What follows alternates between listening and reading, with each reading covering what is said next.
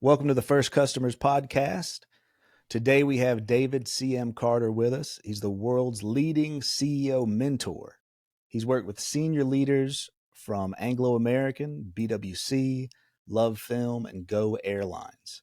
He's also a best-selling author of a book called Breakthrough, and he's formerly known as Mr. Flipside for the BBC Worldwide Newspaper Review. David, thank you so much for being here.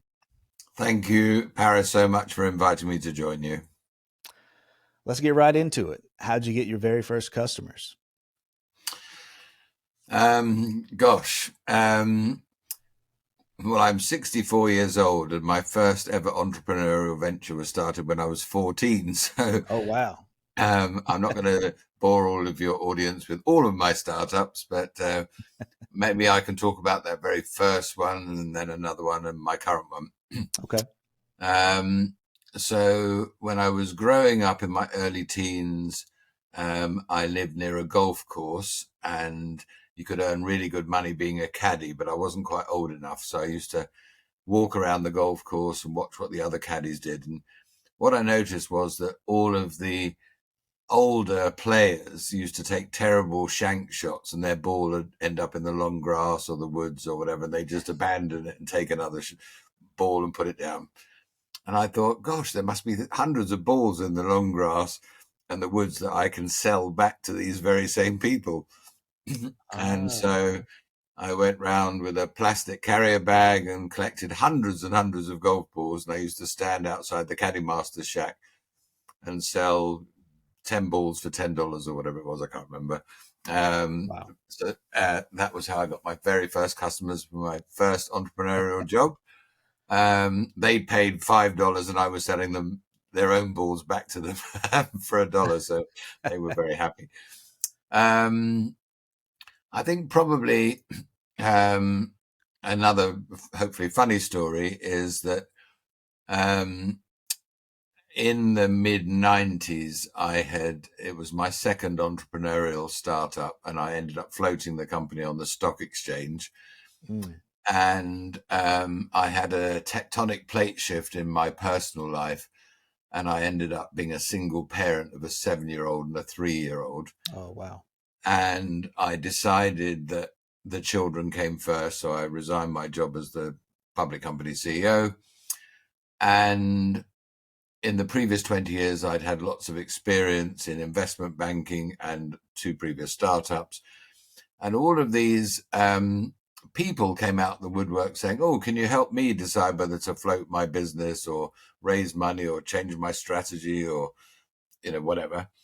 And because I was trying to figure out what I wanted to do next that was child friendly, I thought, all right, well, I'll take on a few of these people as clients to pay the bills whilst I'm busy finding what I'm going to do next.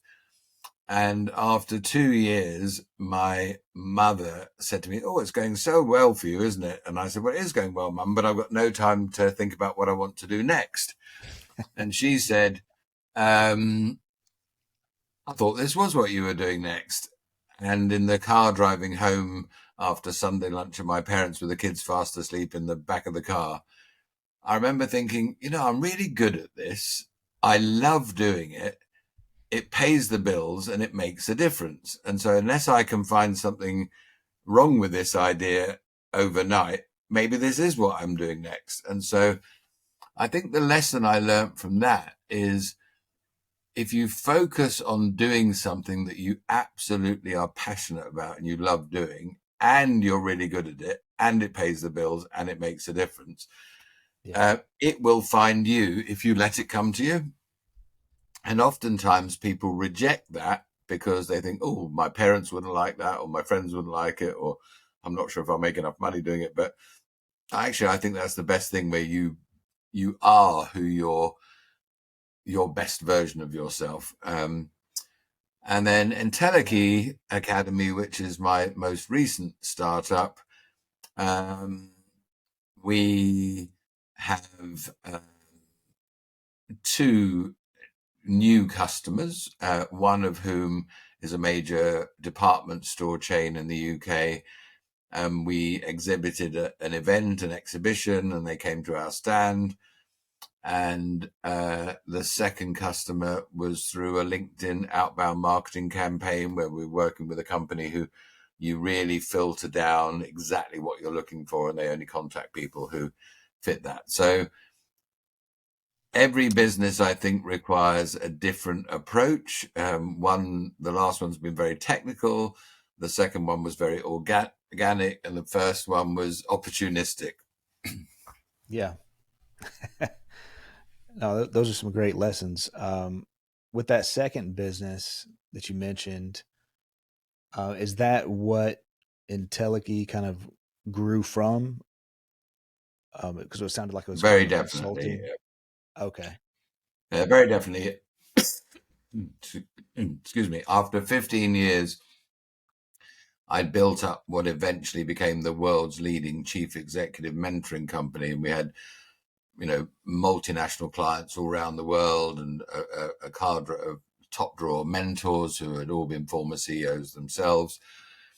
And at the end of 15 years, when it became the world's leading CEO mentoring company, I was frustrated that we weren't doing what we were doing with a small number of expensive fee-paying clients and not making it available to everyone in their organization.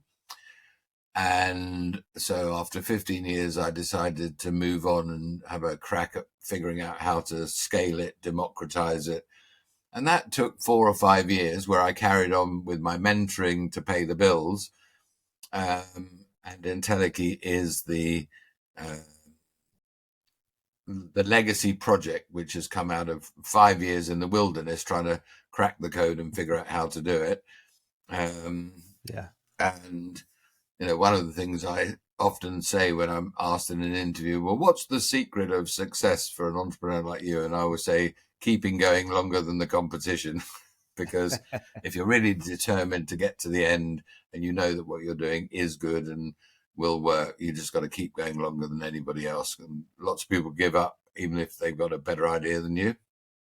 Yeah. That's But good. you're absolutely right. At the end of the day, getting your first customer is important. And in the story of Entelechy, which is, we created the business nearly 3 years ago. And so the first amount of money that we raised to build a prototype. And even though it wasn't a paying customer, it was really important. We had a bunch of really terrific brand names who would work with us with the prototype and give us all the feedback we needed in order to build the MVP. Okay. And so I've always thought that actually, even though they weren't paying us any money, they were vital clients to get hold of, because the one thing we did ask them to agree was that if they liked it, could we use their logo and their name in our marketing for the next group of people who would end up Nice. paying. And I always joke, or not really joke, but I've had a curse of my career that I've always been involved in businesses that didn't exist before I created them. And 90% of the time people said, oh, that's too difficult. I'd give up if I was you. And I thought, no, I'm sure if I persevere long enough, I can crack the code and figure out a way to do this. And so you do need, to get early adopters. And even if those early adopters, the first half a dozen, don't pay you, but they try out your product or your service and they give you invaluable feedback, they are really important. And then that enables you to then go on to some paying clients and say, oh, well, we signed up this company and this company and this company, and they're very happy to talk to you and give a reference and a testimonial. And so I've always believed that your first customer doesn't have to pay you any money, but you can't do that for too long, otherwise you can't pay the team. But getting a few great brand names who give you a chance and they really benefit from what you're doing and like it, and eventually they become paying customers too. But it enables you to go out and win other business. So that brings up a pattern that we've been talking about a lot on this podcast. It seems like almost every episode, this same pattern comes up, and I'd love to hear your thoughts on it. And you're already kind of talking about it, but it seems like a lot of the successful companies we've talked to have a similar behavior or strategy or tactic where they will focus in on a niche or their target potential audience, their potential customers, talk to them, get lots of feedback, and let that influence, either depending on where they're at in their life cycle of their business, either let that influence what they're actually building or what service they're actually going to offer based on that potential customer feedback. Or, just to validate their ideas. Like you're saying, you had a prototype, and so you were kind of validating and maybe iterating based on that feedback. But just that basic principle of defining who you're going to serve and talking to them seems to be an extremely common pattern that I'm seeing, where, every once in a while you might have some software developer who releases some app onto a, app store, or launches some website, and they, lightning strikes and they get some customers, they go viral or something like that. But it seems like Yeah, and the the chances of majority do lightning something similar. striking are about 1 in 44 million. Right. So, Right. Right. But it seems like uh, maybe culturally in the world, people assume that's more of what happens, is people just make something and put it out there, and they have that lightning strike moment and they get lucky. But what I'm seeing is, and this is the 34th episode of the podcast, we've had 34 interviews up to now, and it seems like that's a more consistent, solid strategy, is defining your target customer and talking to them as much as possible and figuring out which problem that you really want to solve. I think it's not only what problem you want to solve, but how you are going about solving the problem that's different to anybody else. Okay. And, our business, Entelechy, is a unique proposition. There's nothing like it. We have absolutely zero direct competition. But that brings an additional, an unusual problem. Because the way humans work is that they have a pigeonhole brain with boxes, and they're like, "Oh, you're like LinkedIn. No, we're not like LinkedIn. Oh, you're like LinkedIn Learning. No, we're not like that at all." And eventually you have to get them to create a new, unique pigeonhole for your business. And they don't like doing that because they want to be able to relate to something that they understand. And eventually they go, "Oh, actually, this is really cool. It's really clever. And I've never seen this before." And then, of course, so the first thing you have to do is sell the concept or the new innovation, and then you have to sell your product or service. So that's why it seems like it was especially important for you to have some recognizable brands associated. So at least you have some social proof to help reinforce Yes. that you're not just some wild idea that nobody's tested. Yeah, so if you turn up to bank number 2 and you can say, "Well, look, bank number 1 love it," they're like, Yeah. "Oh, really? Do they? Okay, well, we'll have a look at it." And I think that the other thing I was going to say is that, if you look at what Facebook was like when it very first launched, before it was called Facebook, even, hot or not, or WhatsApp or Microsoft or LinkedIn, or LinkedIn compared to 20 years ago when it launched is a completely different product. And so they started off getting proof of concept with one group of people, but other people said, "Oh, well, I don't really like it because it doesn't do this." But if 50% of the people who don't like it because it doesn't do this, you then build this, and then they come back and say, "Oh, I like it now," and then they tell their friends. So, I mean, I always say we're actually launching a new product onto the market in the UK on the 1st of July, which we'd love some of your listeners to get involved with as well. But we're launching a new product called A Company of Character. And this is based all on the Entelechy methodology of the 54 character qualities that underpin the development of all skills. And the first phase of the intervention is called Discover, where we will map the character qualities of all of your employees and how they see the company today and what they'd like the company to look like in a year's time. and we can slice and dice the data by seniority, division, department, gender, age, length of service, all sorts of different. So in a standard report for a company with 500 people, there's 15 million data points. Wow. And when we show them an example of the report they're going to get on their company, they're like, this is the richest data set on our company we have ever seen. It's unbelievable what you've created. And so hopefully a few of your listeners might be interested in doing that. They can contact me later. Yeah, for sure. But I've been saying to the team the last few weeks, as we've been designing the phase 2 rollout, the transform part of the program, it's like, we can have a good idea of how we think this is going to work. And we've got to put a brochure together which says, here's how it's going to work and the why, what, and how of what we do.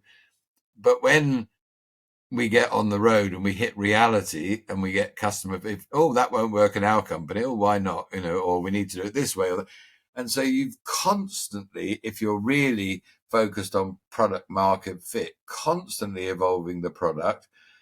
Now, if you've got 1,000 customers and only one's ever said, oh, well, unless there's a plug-in API, we're not going to buy it, then you can kind of ignore that. But if 75% of them say, oh, we don't like this part of the product, or this doesn't work for us for these reasons, then you've got to constantly evolve your offering to meet market needs. I mean, I can't think of one company that invented a car or a machine or computer in 2000 that's still the same thing today and has never evolved, because they're like, oh, no, we got that right first time and we don't need to evolve it at all.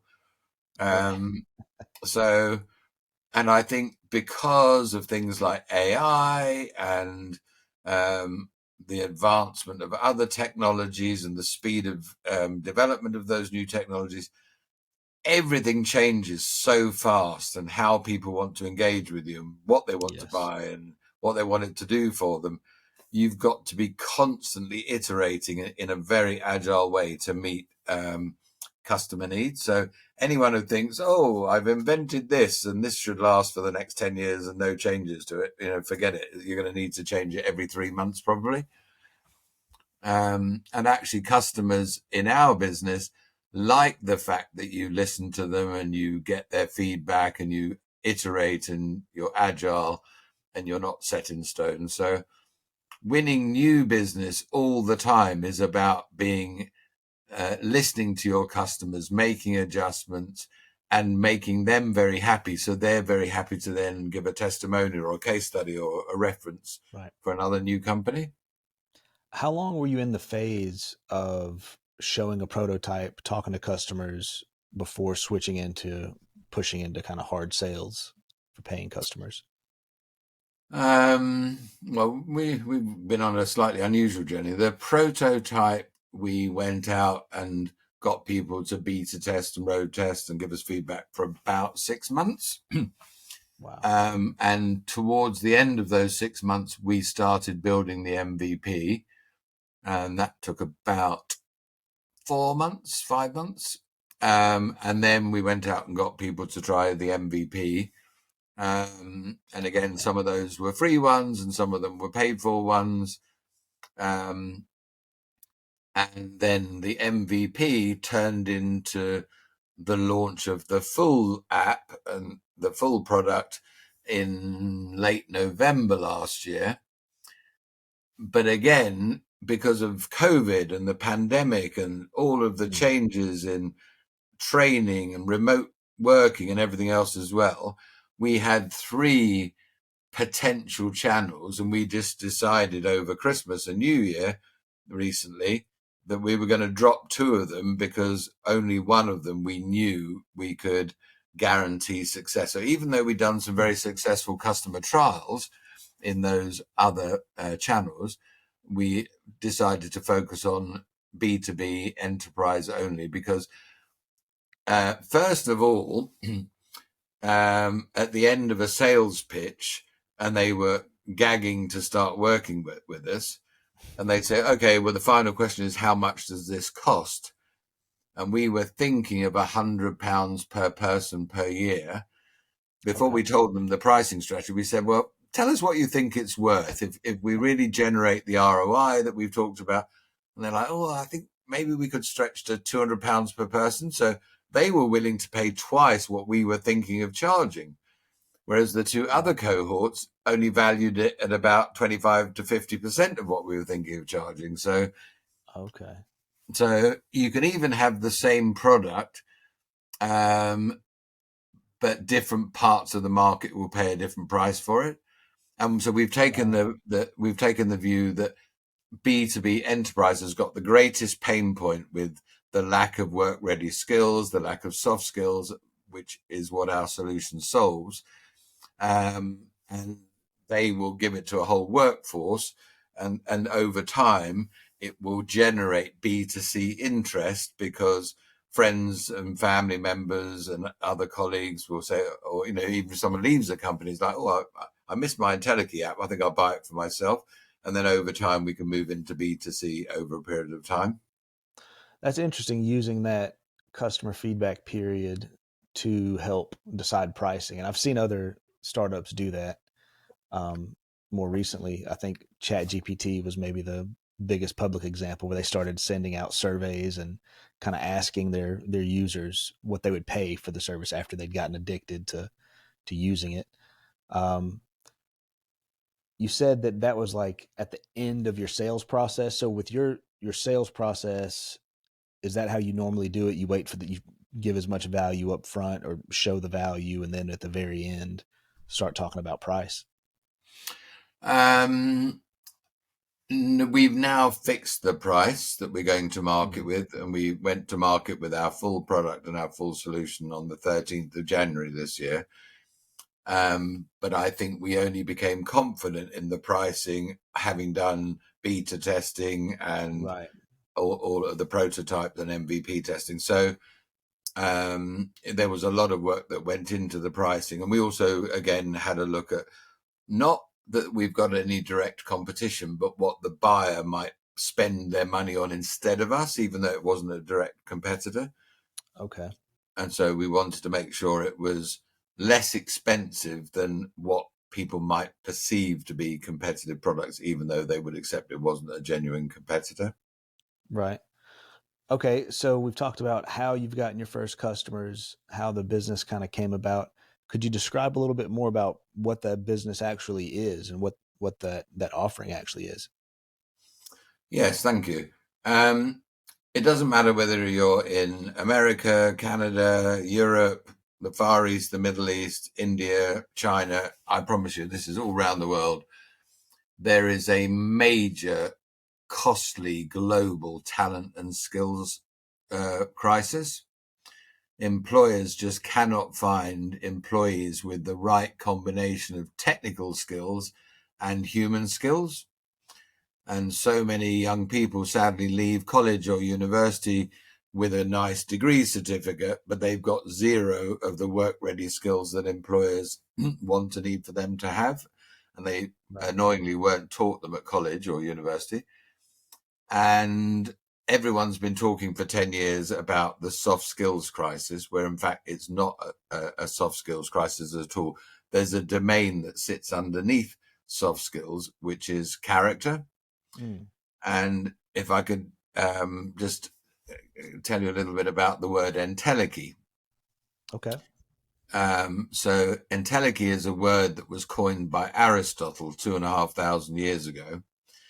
And he defined the entelechy of a thing or a person as the ultimate version of that person, with all of their potential fully actualized. And so the entelechy of an acorn is an oak tree. The entelechy of a caterpillar is a butterfly. And the entelechy of Paris is the ultimate version of Paris, with all of your potential fully actualized. And he also coined another phrase, which is that character determines destiny. And what he meant by that was that you end up in life wherever you end up as a direct function of your character. And so what we've done is created a framework which has taken the soft skills that employers say are lacking in their applicants and their workforce, and I'll give you an example in a second. And we've mapped those 77 essential soft skills with the 54 character qualities which underpin each of those soft skills. And so what would be a good example? A lot of employers say that their employees are not very good at time management. Mm-hmm. And they send them off on a course for a day to learn how to be good at time management. They all get 10 out of 10 in the quiz at the end of the day, but then they don't go back to the workplace and implement those skills that they've learned. And so they invest a lot of money and they don't get a return on investment, because whereas the person might have ended up with some knowledge about time management, they haven't applied it. And so instead of assessing, like at the end of the course, what you've been taught, we assess what you've learned and applied. But in the case of time management, the 6 character qualities that underpin being good at time management are things like being accountable, responsible, disciplined, organized, efficient, and reliable. And so what we help people do is learn to be accountable, disciplined, responsible, organized, efficient, reliable, the 6 underpinning character qualities. So then they don't need to go on a time management course, and they've actually got the skills to be good at time management. So we're going at the domain underneath the soft skill. Right. And that makes a lot of sense. But if I can push back so you can flesh out how this works, that seems like a really hard thing to do. Because just thinking about, human development or whatever, it seems like so much is ingrained in those early childhood years about character and, what you're taught and kind of your base default behaviors and habits that you kind of fall back on.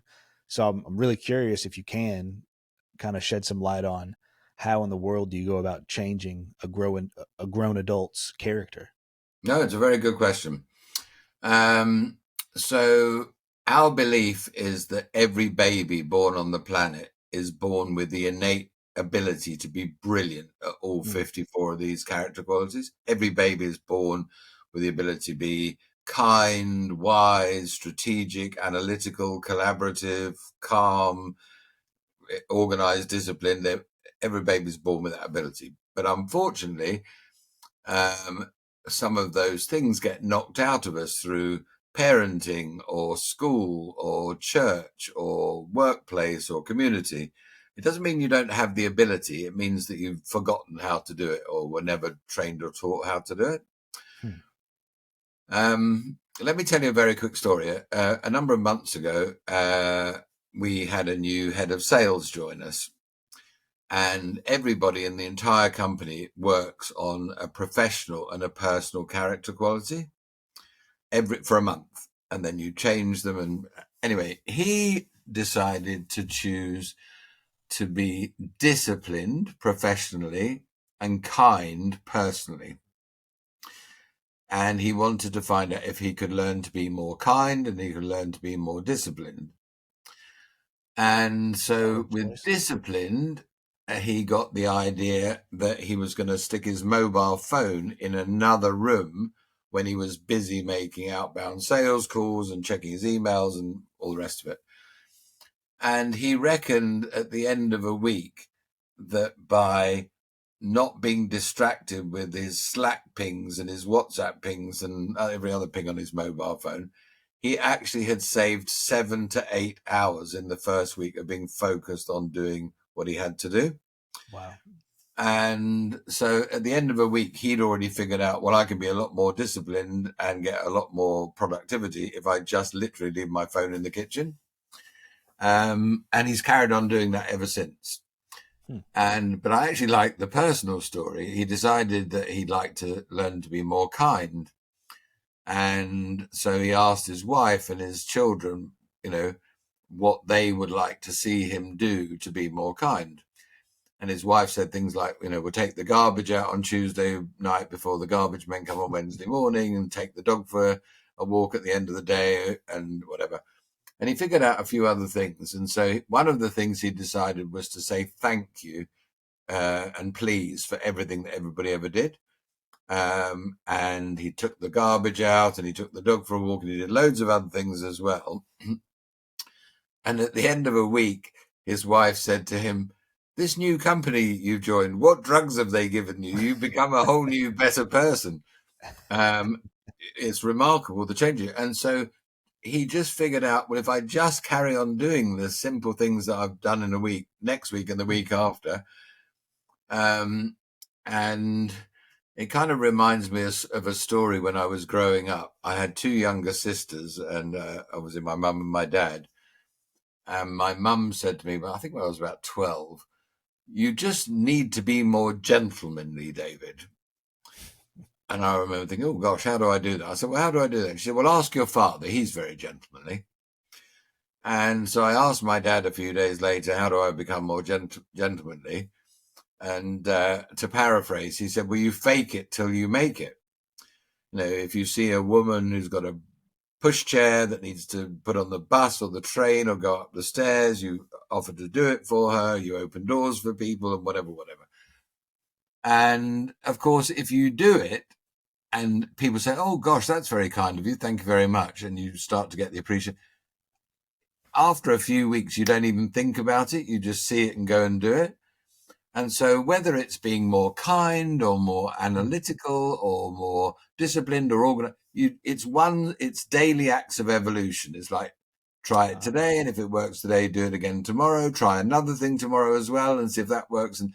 And so it's not like you go in and have a lobotomy and you come out half an hour later a changed person. You've suddenly got all these. Right. You've got to work on them and practice them, and practice makes perfect over time. So fake it till you make it.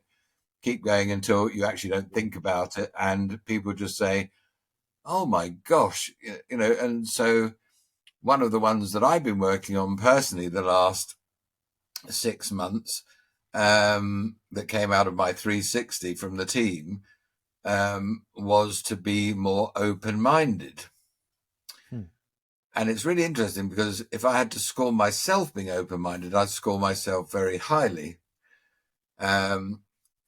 But I can see how in the context of work, because I'm so positive and enthusiastic and certain about what we're doing, that I could sometimes not allow some of the other team members to say, oh, David, I've got an idea, and why don't we try this? Or how about that idea?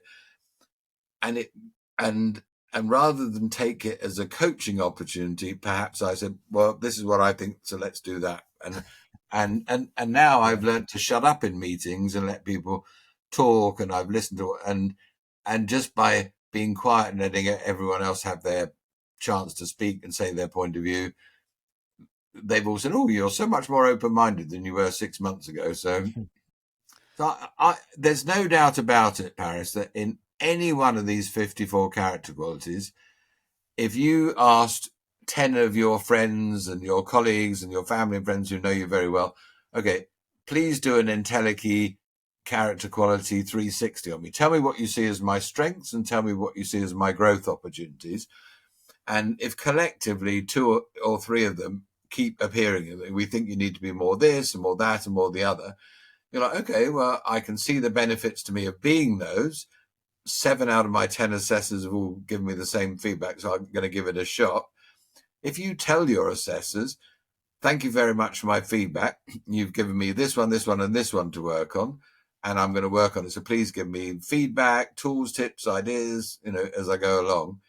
If you really do try it and give it your best shot and fake it till you make it, then even after a week or a fortnight, people are going, oh my gosh, what a difference in you. I've noticed such a difference. And so there isn't one of them, I promise you, that even after a week, you can't get amazing results. After a month, sensational results. And by years later, it becomes just part of who you are. So you can learn to develop any one of them. And the benefit to you and the impact that one has is gigantic. And if you work on half a dozen over a year, it's exponential. That's beautiful. I think I've already got a phrase that's going to stick with me from this podcast when you said daily acts of evolution. I think that's a really good concept because it kind of shows that daily acts being an actual intentional choice that you have to make to do something different, and then that evolution side of it being something you're doing something that's going to change you. That's powerful.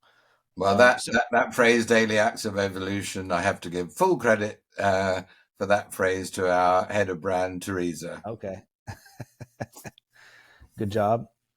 And to be Um, honest, I hated it when it first came out, but it absolutely is what it's all about. it's yeah, it kind of paints the picture really well.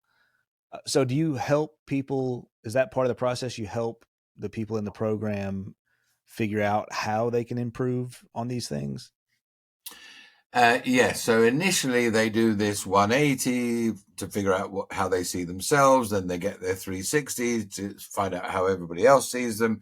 So now Okay. I can compare, oh, here's how I see myself with how 10 of my peers see me. Oh, gosh, look at that interesting feedback. Wow. And then they'll choose one or maybe two character qualities that everyone sees as a growth opportunity. And maybe they do too, to work on. And they'll choose one, a major on it and a minor. And then when they've got the Okay. results. But what we provide them with is a personalized learning journey to take them from where they are today to where they want to get to This seems like such a through an app powerful tool. with an Oh, through an AI app. Okay. built in. Okay. Awesome. It seems like such a powerful, needed thing in a lot of levels of society. And I know that you can only serve so many markets at a time, and it makes a lot of sense Well, going let ahead me and doing tell you that. why it makes so much sense because Okay. I don't think anyone would disagree that the world is in a pretty shockingly terrible state these days. From wars in Ukraine and Russia to food shortages and inflation and energy crisis. I mean, the world is pretty screwed up at the moment. And a lot of people living in fear about their futures. And going back to Aristotle and character determines destiny, the only way that we can solve all these problems is for the whole of humanity to raise their consciousness. And the only way we can do that is for people to unleash and develop their character. So one of the Yeah. biggest drivers for us as a company is making the world a better place and making a difference in the world by helping people become their entelechy, their ultimate version of themselves through developing their character. That's how we're Wow. going to help the world become a better place. That's powerful. Um, yeah, I think that really does touch on the source of most problems in the world, like with all the corruption that gets more and more obvious because of social media and information being so easily accessed to where we can just see, leaders getting caught in all these corrupt situations. It seems like it's easier to get access to those type of stories now for the general public, and it just shows such a lack of character, especially in politics and things. So are there plans to like have a version maybe for schools? Like for example, we're a homeschooling family. We homeschool our kids. I could see a version of what you're talking about being an amazing piece of curriculum that you know homeschoolers, public schools, any kind of school could use for students. Well, of course, you'd be disappointed if I didn't tell you that our long-term vision over the next 10 years is complete global domination. Right. Um, and we do, in the longer term and the medium term, have plans to bring this and introduce it to schools and colleges and young Okay. people. Um, we only really launched this year, so our B2B enterprise business will get us to profitability and cash Right. positive, cash flow. At the moment, what we're doing is we're giving 1% of our revenues, not our profits, our revenues, to a charity called the Association for Character Education. And this organization works in primary schools and middle schools and works with the teachers and the pupils to develop their character. And this organization, which is a charity, has had the most amazing, outstanding results. All of their schools within 2 years get that Ofsted rating from the educational review body. And so the way we're helping young people and young children develop their character is supporting this charity initially. And but there are two Entelechy apps in the App Store. One is the full app that you have to pay for with a whole full learning journey and everything. But there is another freemium app which basically is the 54 character qualities that you can look through them all and say which one you're good at and not so good at, and you need to improve. And there's some reflective questions. And that's in, and so lots of families, that are friends of mine and the team, they work with their kids and say, right, well, let's choose a character quality of the week. Yeah. And so when you come home from school tonight, let's talk about acts of kindness that you've witnessed in the school, or not, that where someone should have been kind. And let's talk about kindness and the benefits of being kind. Okay, well, now next week, let's talk about being confident or courageous or adaptable or resilient. And so we've actually created a really simple little game for families to put the word on the fridge, talk about it over breakfast, talk about it over supper, and to introduce character to young people at a very early age. And we do have plans to go into universities next year, and we're hopefully going to work with a big, successful American university who want to become a university of character. Because if you leave college or university with your degree certificate, you're one of 500 people applying for a job with an identical CV to everybody else. Right. If you attach our product feature signature, which says, oh, and by the way, I've already got a badge in these 12 character qualities. So if you hire me, you get someone who's confident, adaptable, collaborative, reliable, efficient, organized, and I've got a badge in it and a qualification in it, you're going to go literally straight to the top of the interview pile. And so we want to bring in students next year. And so over the long term, yes, we will go from primary school to, the other end of the spectrum. So how do you verify progress? Is that like interviews or something like that? Like, how is it? Because, for the badges or the certifications to mean something, it kind of needs to know that there's some kind of auditing or, some kind of verification. Yes. So that's a very good question. Thank you for asking. So let's say you've decided to work on being more adaptable or whatever it is. Mm-hmm. And you go on the learning journey and you explore things and you try them out and course correct. And after a couple of months, you're like, hey, I've nailed this. And then people start saying to you, wow, I noticed this in that meeting this morning. Well done. You really nailed that and all that. And so now you've started to collect some third-party validated evidence. So the assessment for whether you get a badge or not has got 5 parts. The first 4 parts are, have you understood the journey you've been on and what have you done in able to develop that new capability, and how can you guarantee that you've learned how to make it part of your lifelong learning toolkit? And the 5th part is, what third-party validated evidence have you collected from the people who told you 6 months ago you weren't very good at this and now they're telling you you're really good at it. That's the assessment that they have to go through. So it really does include third-party validated evidence that you've now made that shift in your behavior. That's awesome. Well, David, this has been amazing. We're already coming up on the time we got to cut off, so let's end it right here. And is there maybe a 1-minute pitch that we have room for here to where you can just speak directly to, let's say, 1,000 of your target audience is listening right now? What's that short pitch on why they should use this product?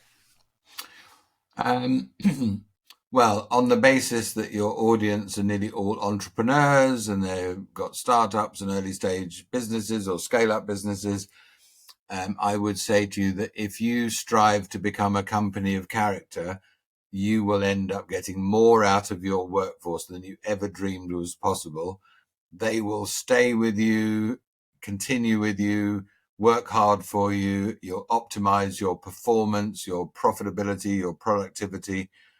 And so contact me if you're interested in becoming a company of character, and we can put you through the initial discover phase to find out where you are today and where you want to get to. And then if you like the results of that, then we can put you on the transform program. It's like $200 per person per year for the full program, and it's only $50 for the Discover program. So it's next to nothing. You'll get more data and insights on your people and where you are today and what you need to do to help develop their potential and become their IntelliKey. The best way to contact me is probably via LinkedIn. I'm the only David C.M. Carter on LinkedIn. That's David C.M. Carter, and obviously it's at IntelliKey. Follow IntelliKey Academy on LinkedIn too. You'll get loads of, every day we're posting new news and updates and customer testimonials, all those sorts of things. But if anyone's interested in becoming a company of character, you will outperform your peers, your competitors. You'll have more successful recruitment outcomes, retention and development outcomes, and you will drive a more profitable, productive, purposeful business. Well, David, thank you so much for being here today. And maybe above all, thanks for making a company that's like fundamentally looking to change the world, I think, and make it a better place by changing behavior and adding a layer of much needed character in our modern world. So thank you very much. I'm deeply grateful for the opportunity for our conversation and to reach your audience. So thank you very much for inviting me to be on your show. I really enjoyed the conversation. We'll see everybody next time. Later.